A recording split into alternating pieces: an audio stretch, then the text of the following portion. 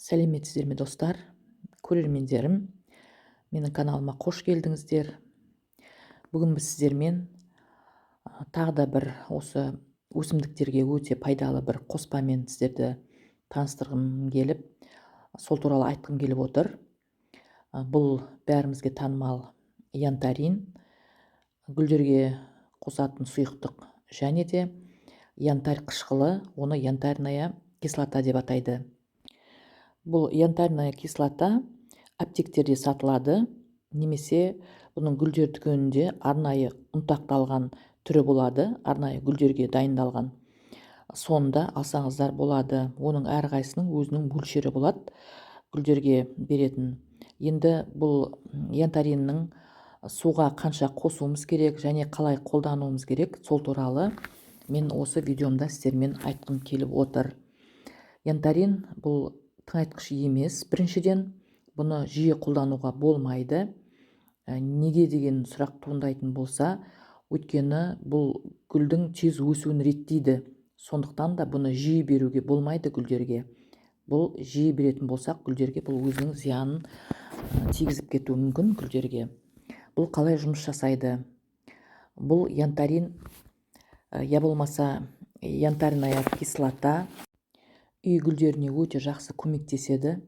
Ол гүлдердің өсіп дамуына, иммунитетін көтеруге, және де осы күз бен қыс айларында жақсы демеу болады бұл гүлдерге. Гүлдердің стресстен шығуына, тамырларының жақсы жетілуіне, және де топыраққа құйылған жағдайда тамырының жақсы өсіп қатаюына көмектеседі. Бұл янтаринмен гүлдердің жапырағын бүркуге де, топырағына құюға да болады. Мысалға біз өзіміз әйел қауым десек те болады, қыз келіншектер десек те болады. Герань гүлін біз өте жақсы көреміз. Оның алуан түсті гүлдері мен жапырақтарына қызығып өсіріп, үйде соған қарап күтеміз герань гүлдерімізді. Сол герань гүлдеріміздің жапырақтарын сарғайғанын білсек, осы янтарин қоспасын қосып, жапырағына сеуіп, болмаса тамырына құю арқылы біз бұл гүліміздің жақсы жетілуіне көмектесеміз. Янтарин, жаңа айтып кеттім, бұл тыңайтқыш емес. Біріншіден, екіншіден, оны көп гүлдерге жиі пайдалануға болмайды. Тек айына бір-ақ рет пайдалану керек. Ол пайдаланған жағдайда да, қандай жағдайда біз пайдаланамыз?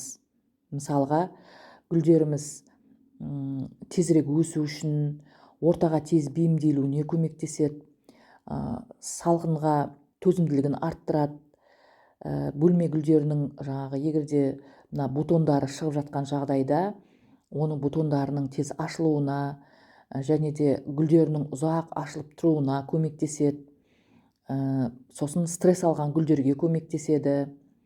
Біз осы янтарин немесе янтарная кислота арқылы, мысалға егендеп жатқан дәндерімізді сол қоспаға бір күн бойы салып қойып, содан кейін бір күннен кейін оны алып, құмға отырғызып, солай гүлдің иммунитетін көтеріп, әрмен қарай жақсы жетілуіне өте қатты көмектеседі бұл янтарин дәндерге де, және де ауырып тұрған гүлдерге өте жақсы көмектеседі. Енді мен бір жағдайды айтып кетейін. Мысалға, сіздердің үйлеріңізде мысалға жақсы өсіп тұрған гүлдер бар, ауырып тұрған гүлдер де бар. Сол жақсы өсіп тұрған гүлдерге біз бұл янтаринді бермесек те болады. Неге дейсіздер ғой? Өйткені ол гүлдің өзінің жағдайы жақсы, топырақтағы тамыры өзіне қажетті макро-микро элементтерді алып, өзін әдемі сезініп, жақсы әдемі өсіп тұр. Ол гүлдерге янтариннің керегі жоқ. Өйткені біз янтаринді ол гүлдерге жақсы өсіп, өзінің жағдайы жақсы болып тұрған гүлдерге беретін болсақ, ол біз гүлімізге зиян келтіріп алуымыз мүмкін. Өйткені біз артық мөлшерде, жоқ дегеннің өзінде янтариннің ішінде де макро-микро элементтер бар. Сондықтан да сау гүлдерге біз бұл қоспаны бермейміз. Ал егерде сіздердің бір гүлдеріңіз ауырып тұр дейік, сіздер сол гүлге осы янтаринді, гүлді жақсартам деп құятын болсаңыз, сіз бірінші ол гүлдің қандай жағдайда ауырып тұрғанын бірінші біліп алуыңыз керек. Мүмкін ол тамыр шіріп ауырып тұрған шығар. Мүмкін ол гүлге зиянкестер пайда болып содан ауырып тұрған шығар. Соны біліп алу керек. Егер де гүлдерде зиянкестер болып, сіз сол гүлге янтарин беретін болсаңыз, янтарин жаңғыз өсімдіктерде емес, ол өсімдіктердегі пайда болған зиянкестердің де екі есе күшеюіне өте қатты көмектеседі. Сондықтан да біз бірінші гүлімізді біліп алмай, гүлімізге янтаринді беруімізге болмайды. Ауырып тұрған гүлдер болса, ол ауырып тұрған гүлдерді бірінші жақсылап жағдайын біліп алып, сосын барып емдеп, содан кейін барып осы янтаринді берген жағдайда біздің гүлдеріміз жақсы өсіп, тамыры жақсы жетілетін болады. Бұл янтаринді біз өте бір қажетті жағдай ғана болған жағдайда ғана беруіміз керек. Мысалы, гүл қатты стресске түскен уақытта, гүл ауырған уақытта, міне сондай кезде ғана біз бұл янтарин арқылы өзіміздің гүлімізді құтқарып қаламыз. Егер де өспей тұрған гүлдер болса, сол гүлдерге беруге болады. Ол гүлдердің, жаңа айттым ғой мен, өсуін жақсартады деп. Енді бұл янтариннің қоспасына келетін болсақ, 1 литр суға 1 түйір янтарь қышқылын езіп, сөйтіп суға салып, біз суымызды бүркіп, сосын топырағына құюымызға болады.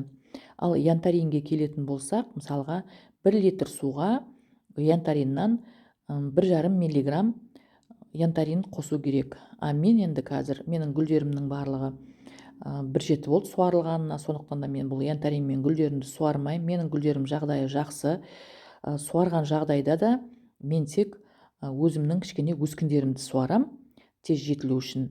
Бірақ ол өскіндерімді де мен суарып қойдым. Енді мен тек жапырақтарына ғана бүркеймін бұл суды. 1,5 литр суға 0,5 миллиграмм ғана осындай янтарин аламын. Міне өздеріңіз көріп отқандарыңыздар, бұл янтарин сары сұйық түсте болады. Осыны 0,5 литрлік жылы суға араластырамыз. Өздеріңіз білесіздер, біз қыста гүлдерді мұздай салқын сумен, гүлме температурасы болған жағдайда да ол гүлдерге салқын болады ол су. Сондықтан да неғұрлым жылы су алып, сол жылы сумен біз қазір міне дайын болған суды гүлдерімізді бүркейтін боламыз. Міне енді біз дайын болған қоспамызбен гүлдеріміздің жапырақтарының барлығына осылай су бүркіп шығамыз. Бұл гүлдеріміздің жапырақтарының жақсы дамып жетілуіне көмектеседі. Осылай да тек тамыр емес, жапырақ арқылы да осылай гүлдерге біз су бүркіп, қоспамызды бүркіп көмектессек болады. Менің видеом сіздерге пайдалы болды деп ойлаймын. Егер де тіркелмеген болсаңыздар, тіркеліп, мен каналыма лайк басып, комментарий жаза отырыңыздар. Бұл янтаринді тағы да айтамын, тек қажетті жағдайда ғана қолданыңыздар. Сіздермен болған бақыт, сау саламатта болыңыздар.